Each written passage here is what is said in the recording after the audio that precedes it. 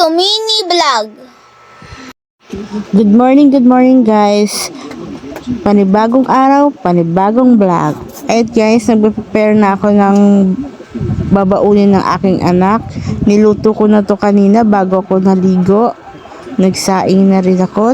Ginising ko na siya dyan guys. Pinapakain ko na siya ng almusal niya. And hotdog lang naman yan. Ayun guys, pagkatapos ko, bababa naman ako sa aming pwesto para magluto. Ayan, nagtali muna ako ng buhok guys. At ako yung mag-hairnet para walang malalaglag na buhok sa aking mga niluluto. Ayan, pakanta-kanta pa ako dyan guys. Lulutuin ko pala ngayon guys, Bicol Express. Turuan ko kayo kung paano magluto ng Bicol Express ni Abigail.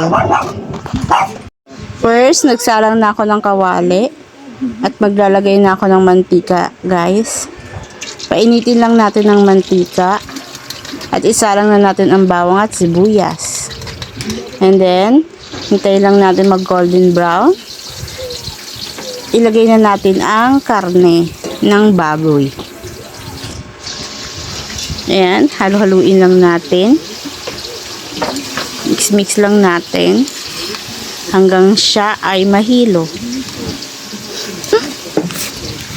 Ayan guys, mix-mix lang natin yan. And then, lagyan na natin ng magic. Sarap. Yan ang aking sikreto. Magic. Joke. Lagyan din natin ng paminta. At aunting asin. And then, halu-haluin lang natin. Ayan, hintayin lang natin siyang takpan muna natin. And then, lagyan na natin ng pangalawang gata. Halu-haluin natin. Sintayin lang natin lumambot. Takpan uli natin. And then yan, tignan uli natin kung malambot na. Ayan, lagyan ko na yung kakang gata. Lutuin natin muna. Ayan, pag medyo luto na, lagyan na natin ng konting asukal para mag ang lasa. Merong manamis-namis, maanghang-anghang at maalat-alat.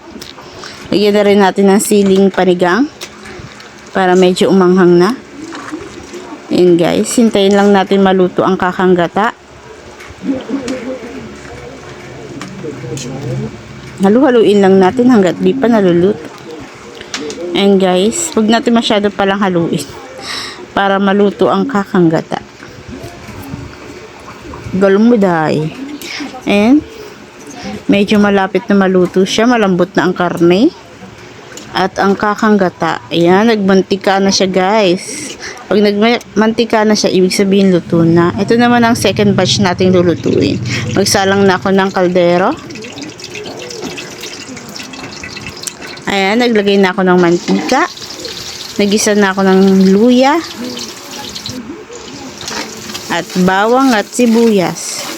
Halu-haluin lang natin guys. Mix-mix lang natin. Hintayin uli natin mag golden brown ang bawang. Ayan, medyo okay na. Ilagay na natin ang karne ng manok. Ayan, mix-mix lang din natin uli. Ayan, lagyan na natin ng magic sarap. Hindi yan mawawala sa aking mga niluluto. At paminta. Konting asin. Para medyo may lasa-lasa na ang manok. Ayan, medyo inuhin natin. Lagyan natin ng tanglad para bumango at mawala ang lansa ng manok. Ayan, halu-haluin lang natin.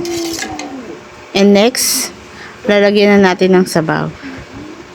At hintayin na natin kumulo at lumambot ang karne ng manok. Takpan muna natin habang naghihintay. Ayan, medyo kumukulo na. Takpan uli natin dahil medyo pa lang.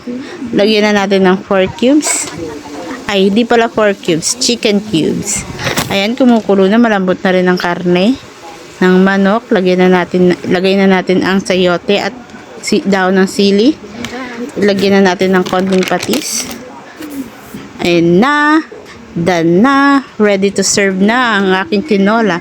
Yan na pala ang aking menu for today, guys. Tara na, arat na sa aming pwesto. Kain na tayo. May hotdog at skinless pa po ako. Goodbye, Mama Mommies. Thank you for watching. Like and subscribe.